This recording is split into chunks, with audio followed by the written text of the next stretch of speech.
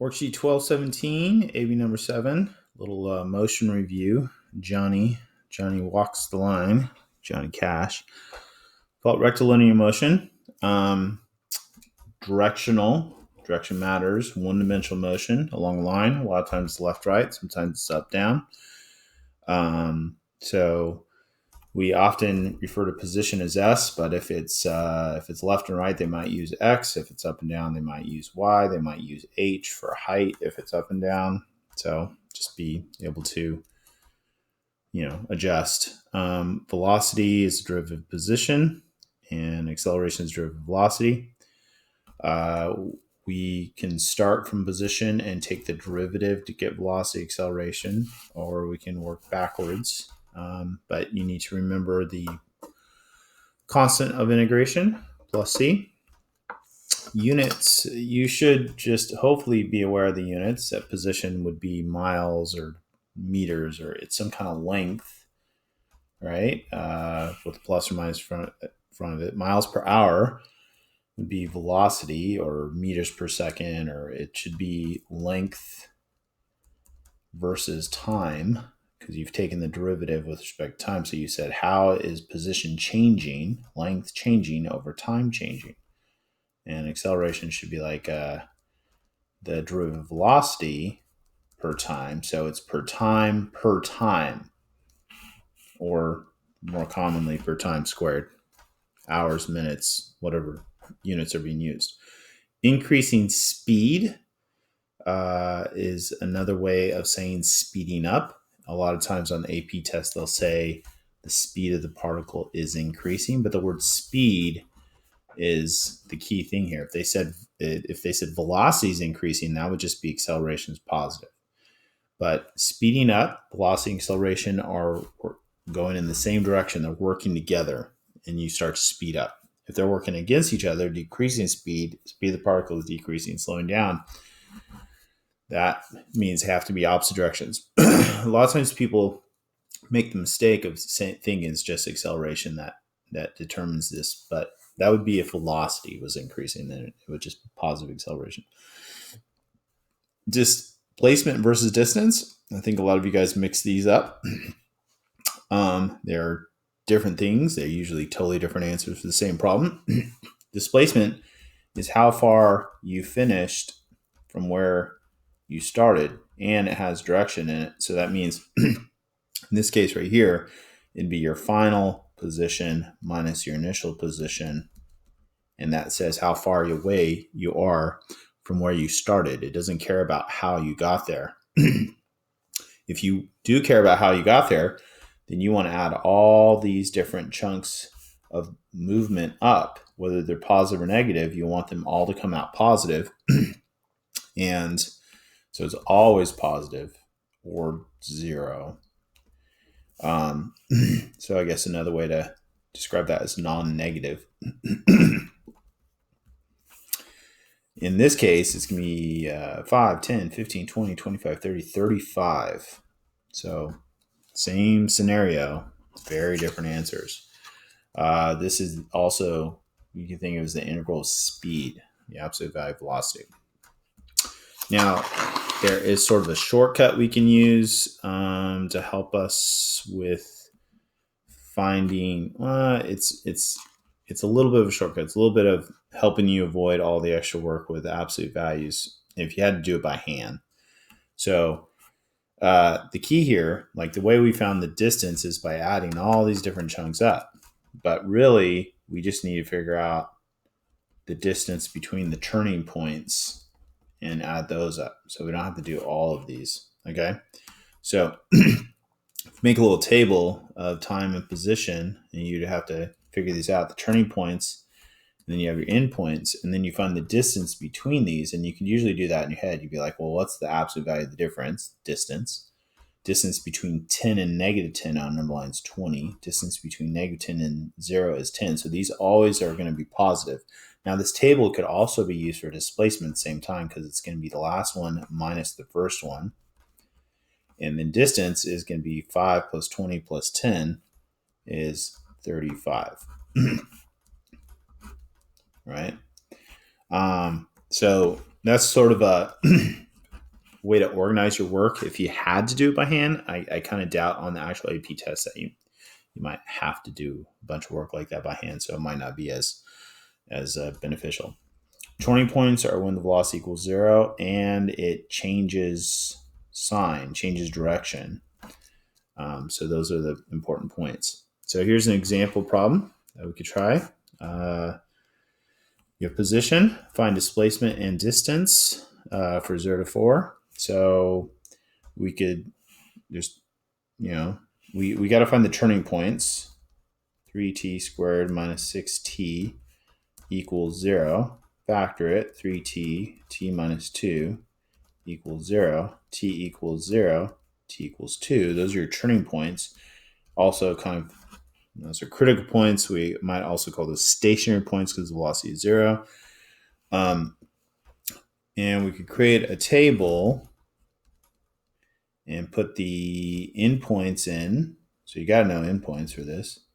And plug them back into the original position equation. So you plug 0 in here, you get 1. Plug 2 in here, you get 8. Minus 12 is negative 4. Plus 1 is negative 3. Plug 4 in here, you get 64. Minus 48 is 16. Plus 1 is 17. So displacement is going to be the last position minus the first position. Distance is going to be all these differences added up. Distances from 1 to negative 3 is 4. From negative 3 to 17 is 20. Right? And so then distance equals 24. If this were a calculated question, which I would say often might be, you're just going to put absolute values around it so that you don't have to break it up. Because that's the deal here, is that when you integrate the absolute value of t cubed minus 3t squared plus 1 dt to get distance from 0 to 4, you got to figure out, well, where does that absolute value, where's the inside change from positive to negative? Because we want to get rid of the absolute value so we can actually integrate and get an answer. And this is a kind of a nice trick to making that quicker. But on a calculator, just know where the absolute value function is. On mine, it's a math num. It's option 1, ABS parentheses. And then your calculator will do it for you and you don't have to worry about it. So that's something useful to remember.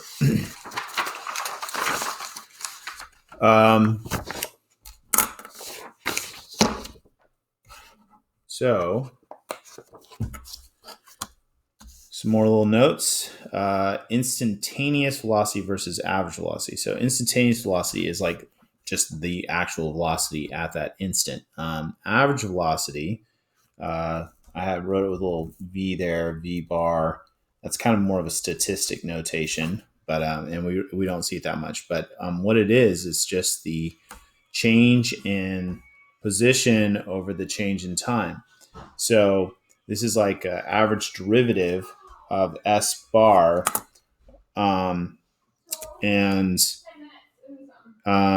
so a common mistake people make is they do velocity, but that would give you average acceleration.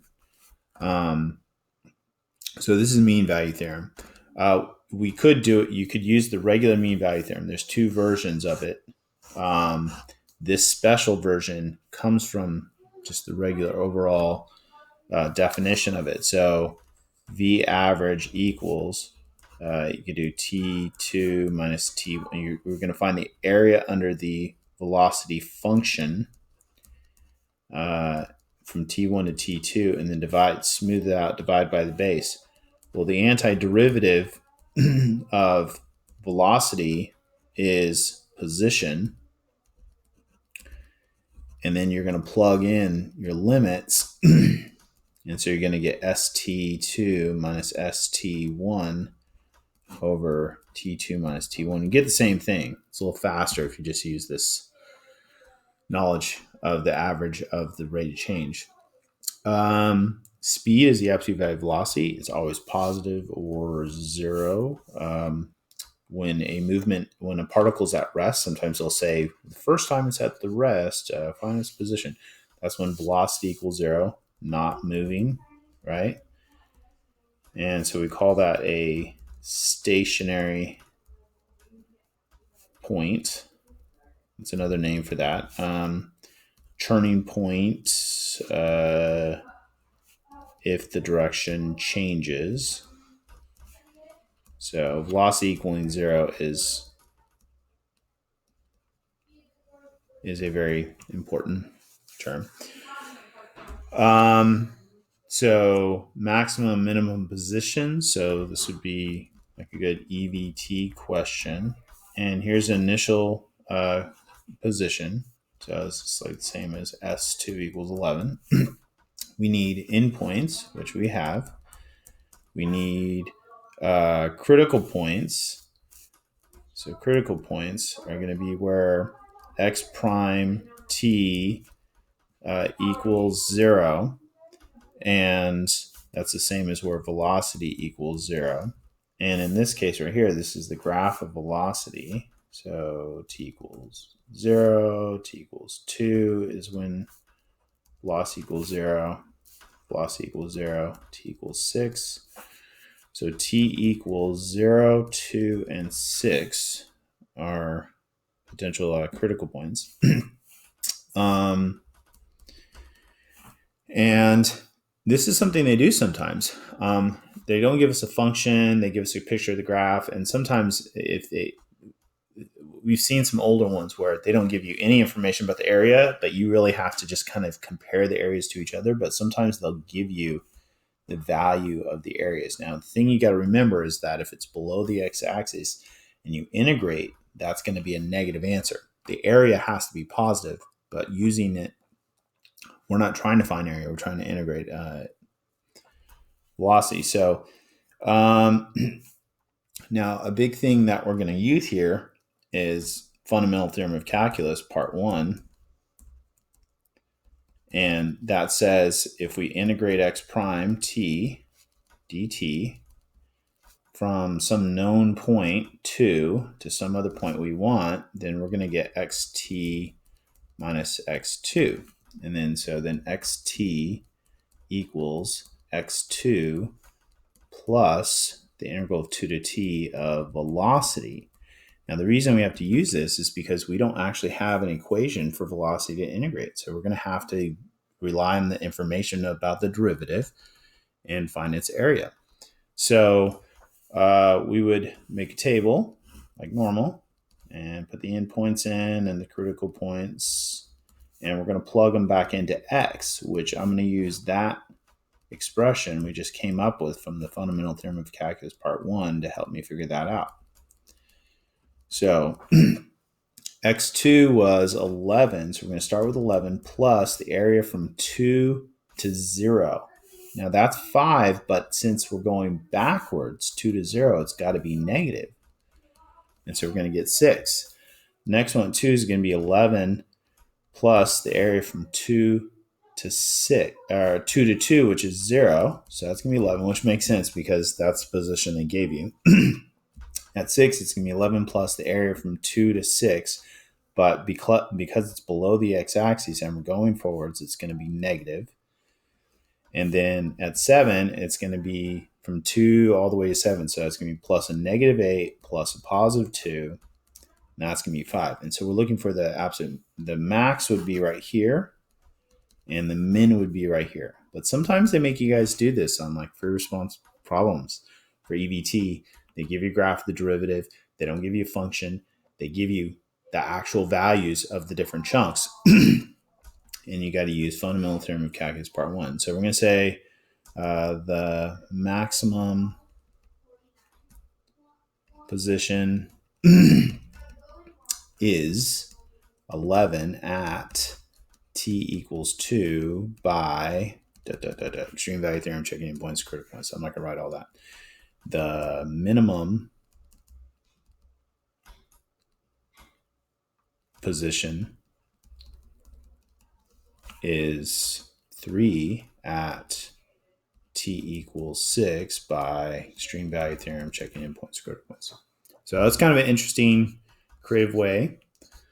Now, sometimes for position, they might say furthest to the right. That'd be max x. If they say furthest to the left, that'd be min x, right?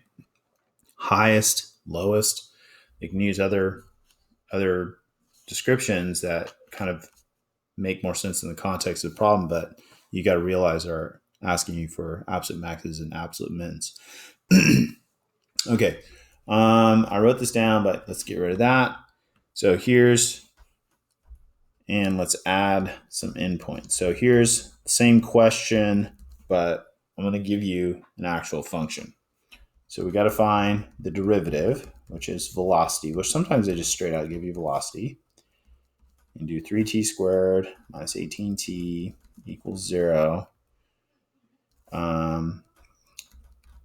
And usually not going to be undefined on motion problems because it's not really possible for the velocity to realistically be undefined. It's got to be a smooth graph. And so those are your critical points or your turning points. We got our endpoints. Make a table. Plug them back into the position equation. Endpoint 0, critical points. So you plug 0 in, you get 1. You plug 6 in, you get let's see,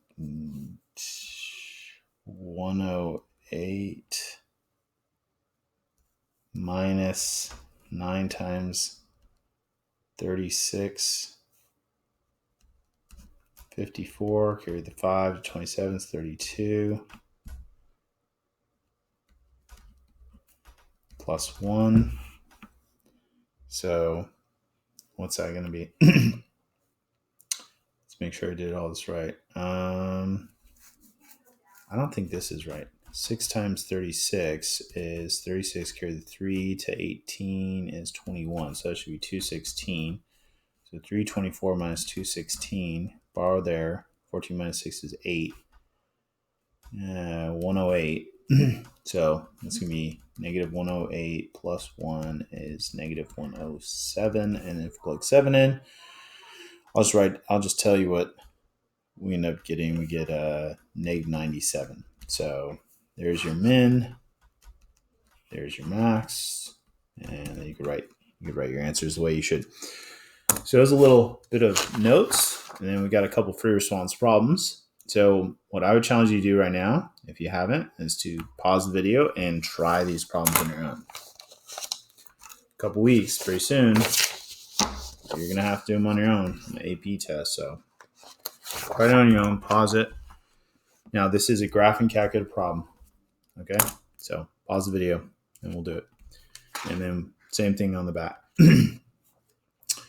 So it says object moves along the x-axis, initial position is x0, 2. The velocity of the object, time greater than or equals 0, is this. So usually we're not going to deal with negative time on any problems that involve time. What is the acceleration of the object at time 4? So we're looking for A4. Now you have a graphing calculator, so you could do this by hand. You could say, all right, well, what's acceleration's the derivative velocity? It's going to be pi over 3 cosine pi over 3. So, you could find the derivative, and then you could plug 4 into it, and you could probably get the answer without a calculator at all. 4 pi over 3. So alpha equals pi over 3. We're in quadrant 3. Sine is, that's going to be 1/2. That negative 1/2. So negative pi over 6. So you could do that, or we're probably going to be doing a bunch of work with this anyway. So I might put this into my y menu, sine pi x over 3. And then we could go back to the home screen and say math 8, bars of y bars function y1, comma x, comma 4. So we're taking the derivative velocity, and there's the answer, negative 0.523 or negative 0.524. And guess what? Negative pi over 6 is. Same thing. So it's a lot faster and less mistakes. Point-wise breakdown, this is 1, 3, 3, 2. So that's 1 point. I don't think we should expect more than 1 point for that. That's very straightforward. Consider the following statements. For time 3 to 4.5, the velocity of the object is decreasing. From 3 to 4.5, the velocity of the object is increasing. The speed of the object is increasing. Are either or both of these statements correct? For each statement, provide a reason why it is correct or not correct. So they're making these statements, and you got to prove whether they're true or not. So from 3 to 4.5, velocity of the object. Now, we have... Okay, so we need to investigate these. Now, we do have a graphing calculator, so I think we should try and make use of that. So we could graph velocity. We already put it in. Window would be 3 to 4.5. And we could do zoom fit. So I'm just going to graph the velocity function. And I think looks like it's all negative. Right now, if you want, you could change the window to show a little more y.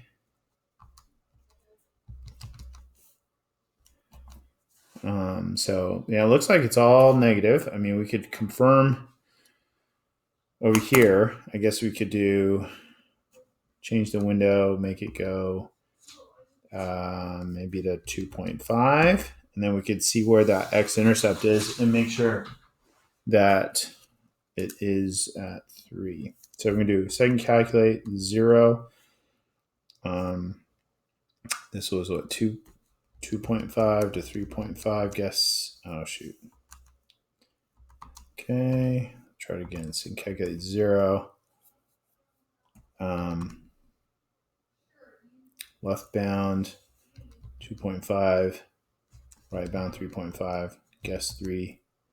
And it is 3. They're saying it's exactly 3. So not that you need to do this, but this is just for your own self. You'd be like, all right, well, this is the velocity curve, and it's right there at 3.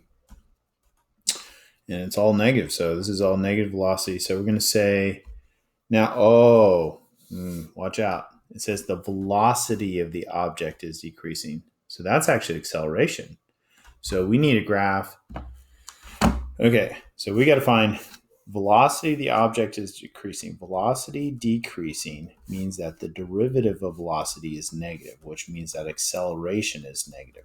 So, I mean, we could use our calculator to do this, or we could do it by hand. I think let's just do it by hand. Acceleration is v prime, which is pi over 3 cosine pi over 3t. I think we already found this.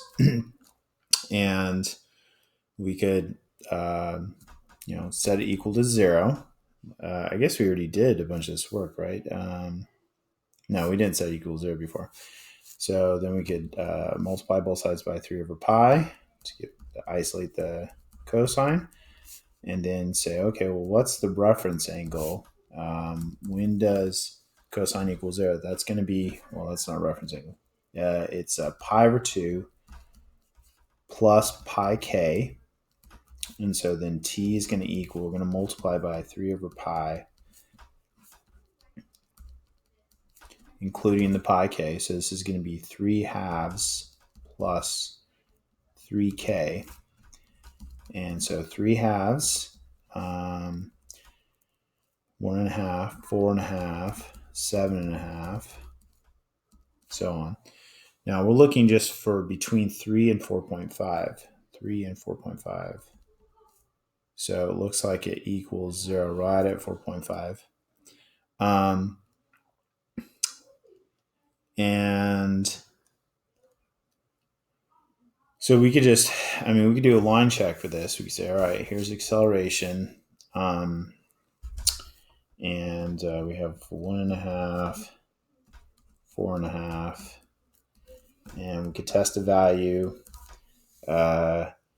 0 is easy. So if you plug 0 in acceleration, cosine 0 is 1. It's positive, negative, positive. So here, the acceleration is negative. And so that means that the velocity is decreasing. So we're going to say that velocity v prime of t is negative for 1.5 to 4.5. So velocity is decreasing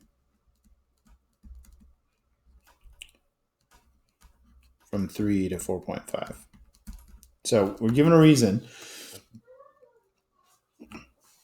Its derivative is negative. We're saying where it is negative. Okay. Now the second part says, so that one's, that statement one is true. Statement two says the speed is increasing. So velocity decreasing, that's v prime, which is acceleration, is negative. Now speed, if it said velocity increasing, that'd be positive acceleration.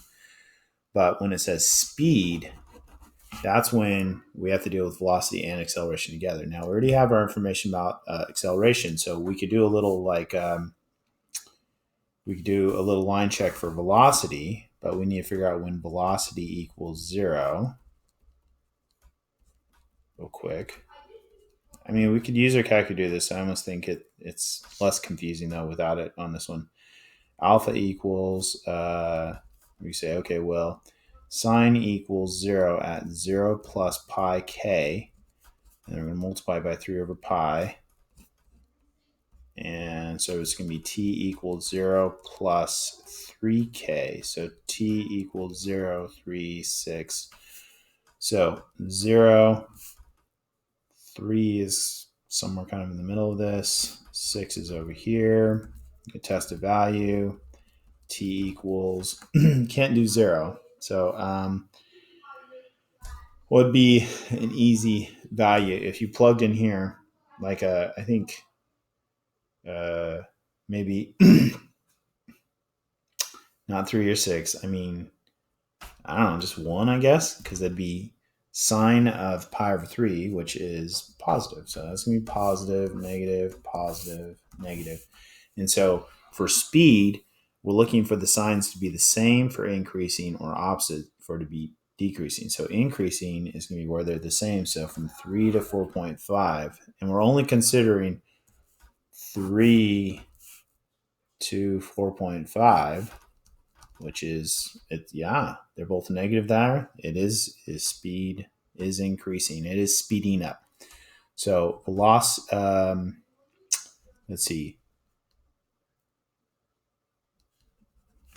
Since v prime of t equals acceleration is negative for 1.5 to 4.5, and velocity is negative for 3 to 6, the speed is increasing on 3 to 4.5. And it might make sense to kind of clarify, well, how do you know that? I mean, you told me the velocity was negative, acceleration negative. Since velocity and acceleration have the same sign, or they're in the same direction. So you probably want to say something about that they both have the same sign. Not that they're both negative, not that they're both positive, but that they both have the same sign. Because if you say something like, oh, because they're both negative, then that makes me think that you think it's only true maybe when they're both negative. So you kind of want to like base it off of that criteria. So both statements are true. C says find the total distance traveled. Now distance is the integral of speed, which is the integral of the absolute value of velocity. And we're going to say from 0 to 4. And we have velocity equation, which is sine of pi over 3t. Now, to do this by hand would be a pain. It would be a ton of work. But you have a graphing calculator. This is for sure where the graphing calculator really comes in handy. So I already have this equation in my y menu under y1. So I'm going to do math 9. I'm going to go to math number absolute. And then I'm going to put vars y vars function y1, close, comma x, comma 0, comma 4. And the answer is, this is way faster than doing it by hand and more correct, 2.387. And that's worth 3 points, 1 point for the integrand. And you didn't even have to write this down. You could just write this down. 1 point for the limits and 1 point for the answer. So that's the fast way. To do it by hand, here's the shortcut for doing it by hand. You would do all this work. You get it, but number D, part D says, what is the position of the time? So we're looking for x4. Now, this is a perfect opportunity to make use of the fundamental theorem of calculus because we have x0 and we have velocity. Now, yes, we could integrate this velocity by hand and do a bunch of work by hand, but it would be a lot easier to be like, okay, if I integrate x prime, I'm going to get x. And if I go from 0 to 2, it's going to be x4 minus x0. This is fundamental theorem of calculus part 1. We want this, so I'm going to solve for that. x4 equals x0 plus the integral from 0 to 2 of the velocity, by the way, which is what x prime is. x0 is 2, and I'm going to do this on my calculator really fast and really correct. 2 plus math 9 vars y vars function y1 comma x comma 0 comma 2. Done. 3.432 round truncated 3 decimal place accuracy. That's the fast way to do it. That's the way you should do it if you have a graphing calculator. The only reason you would do it by hand is if you didn't have a calculator. Okay, but fundamental theorem of calculus part 1 is so useful all over the AP test. Okay. Problem in the back. One of my favorite classic problems, squirrel. I love squirrels. So if you haven't tried it yet, pause the video, try it. This is no calculator. It says the squirrel starts at building A at time t. So building A time t equals 0. So t equals 0 is right here. So we're at building A. Travels along a straight wire connecting. So this is a one-dimensional motion connecting in building D for 0. That doesn't mean D is over here, by the way. But at time 0, it's at A.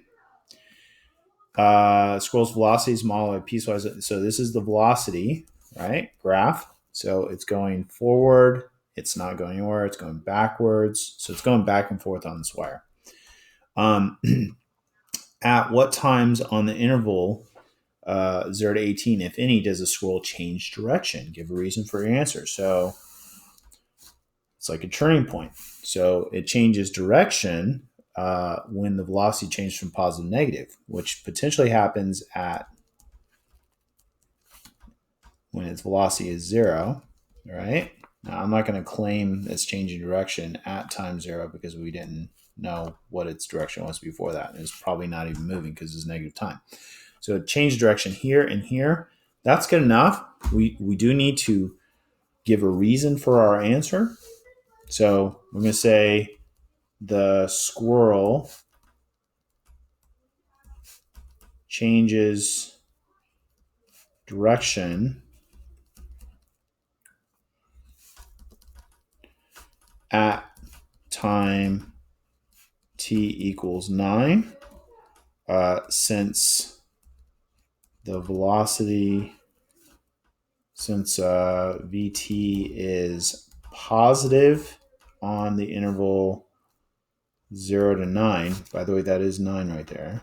And this is 15, 0 to 9, and the velocity is negative on the interval 9 to 15, okay? And at time t equals 15, since the velocity is negative on the interval 9 to 15, and velocity is positive on the interval 15 to 18. So that's good support for your answer. If you just say, oh, because velocity changes sign, okay, but maybe try and be more specific. Like, oh, it was negative and now it's positive. It was positive, now it's negative. So you get 2 points, 2, 2, 1, 4. So you get 1 point for your answers, 1 point for the explanation. Okay, part B says, at what time interval 0 to 18 is the squirrel farthest from building A? How far from building A is the squirrel? So it's like what time and how far. Now, far is distance. So we're looking for max distance. Okay. And so it's kind of like max x. Okay. Max distance. So we really should be using the EBT. We have endpoints 0 to 18.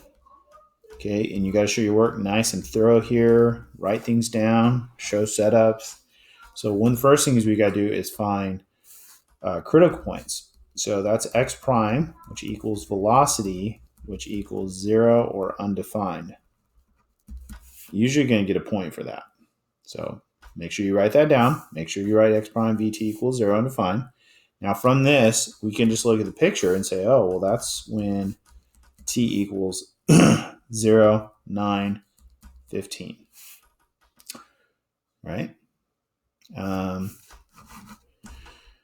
0, 9, 15, and then we can make a table. So I'll make the table over here.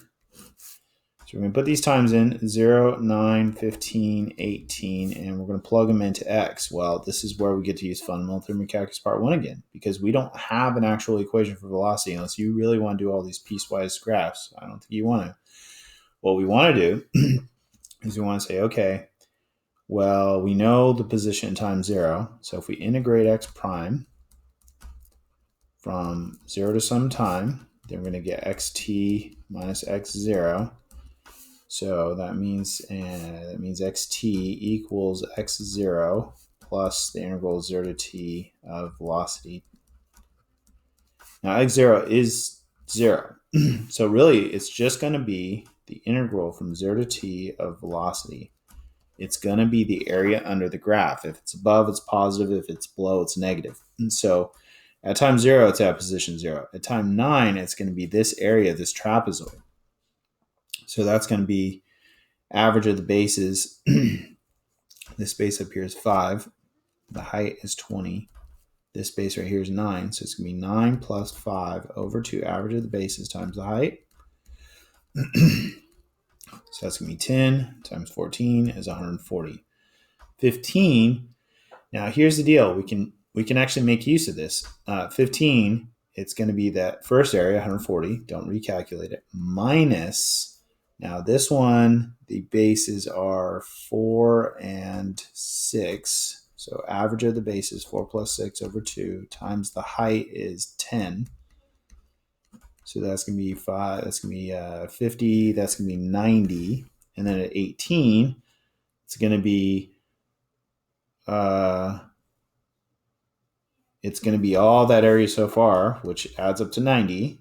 The positive and negatives together add up to 90. We just figured that out. Plus, average of the bases here is going to be 3 plus 2 divided by 2 times the height is 10. So it's going to be 5 times 5 is 25. So it's going to be 115. Now, you could break these up into triangles and rectangles, but that seems like it would take longer. So we're looking for max distance. So we're actually looking for absolute value of x. So it could come out as a negative position is the max distance.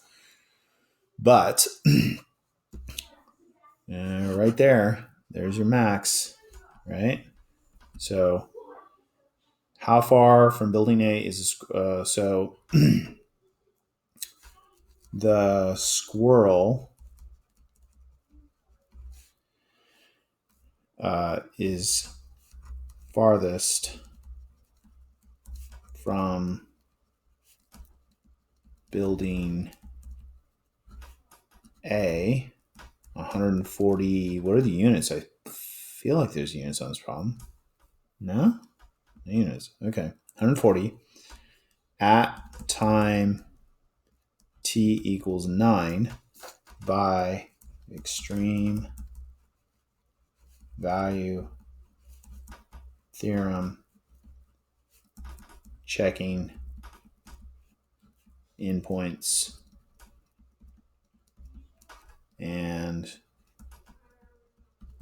critical points. There we go. Only 2 points. That's pretty slim for EVT problem. Usually it's like 3 at least. C says find total distance. Okay. Well, total distance is going to be the integral of speed, which is the integral of the absolute value of velocity from 0 to 18. Well, we can figure it out right here. It's the distance between these, right? It's 140.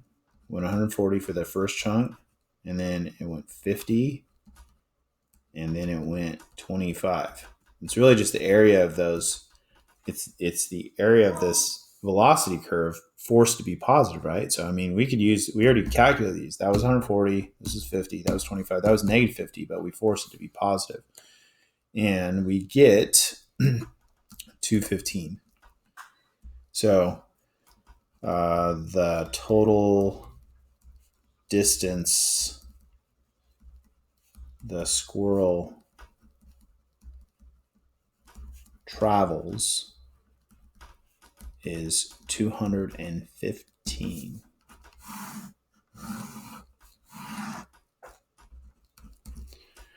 That was worth 1 point. Okay. Last one, 4 points. Wow. Write expressions for the squirrel's acceleration, velocity, and distance from building A that are valid for the time interval 7 to 10. So writing equations for these would generally be a pain because it's piecewise and there's so many different pieces. So we're going to do that, but we're only going to do it for 7 to 10. Just that chunk of the graph, which is nice because it's one piece and it's a line. So we're looking from 7 to 10, and we got to come up with all the equations, acceleration, velocity, and distance. Now, the easiest one, I think, to get is velocity, since that's what we have a picture of. So if we do velocity, we need the slope, which is rise or run. It goes down. I mean, you could actually show the work if you want. You could say negative 10 minus 20 over 10 minus 7 is negative 30 over 3 is negative 10. It better come out negative, right? Better come out negative. And then we need to use a known point on this line. You could use this point, or you could use any point on it. Now, I think it'd be easiest to use the x-intercept. So the point I'm going to use is going to be 9, 0. You can use any point in that line. And we can do point slope form. Y minus 0 equals negative 10. X minus 9. So that's the equation of the line, but we need to write it in terms of like velocity and time. So velocity for that chunk equals negative 10 t plus 90. So that's a point. Okay, I just found the equation of that line. So now acceleration, I think, is the next easiest one because it's the derivative of velocity, and that's just going to be negative 10. It's constant, negative acceleration. So that's a point. Now, finding x could be a little harder. Now, like I was using this before, I say, well, you got to use some known x value And I think we found x position up here. Let's use this. Like we found 9 right up there was 140, or we could actually find 7 the same way we were doing up here. So let's find, we need to know one point on the line, right? So let's do integral of x prime t dt. Let's use fundamental theorem of calculus part 1. That gives you x. Let's go from time 7 to t. And so that's going to be xt minus x7. And so then that means that xt equals x7 plus the integral of 7 to t of velocity dt. Now I still haven't found what x7 is. X7 is right up here. It's just going to be the integral of velocity from 0 to 7. So that's a trapezoid if you want to do it like that, from base 7, base 5. So average of the base is 7 plus 5 over 2 times the height is going to equal 10 times 12 is 120. Plus, we're going to have to integrate. So we're going to actually have to integrate, because we're trying to get an equation. We can't have integrals in it. We got to actually integrate the velocity curve. Now, we just found it. For that part, this is what the velocity is. So we're going to find the antiderivative of it. So that's going to be negative 10 t squared over 2 plus 90t from 7 to t. So that's going to be negative 5t squared plus 90t. Then we got to plug 7 into it. So that's going to be negative 5 times 49. 5 times 49. 45, carry the 4, 24. Negative 245 plus 630. It's a little messy. Yeah, distribute this negative. And so then what we get is we get negative 5t squared plus 90t. And then we have all this stuff right here. So this is, it's going to be negative 630, positive 245, positive 120, positive, that's 365. So we subtract that. 10 minus 5 is 5. 12 minus 6 is 6. 265, and it's going to be negative 265. So that is our x position. That was definitely the most work. Negative 5t squared plus 190t minus 265. And that was 2 points, because obviously that was a lot of work. Yeah, that was tough. So, but remember, you got to average 6 out of 9 on these to be on borderline 5. So if you got, I think all the other problems on here were pretty straightforward. That last 2 points was definitely the hardest to earn. Anyways, good practice for one-dimensional motion. And now you're done with your homework.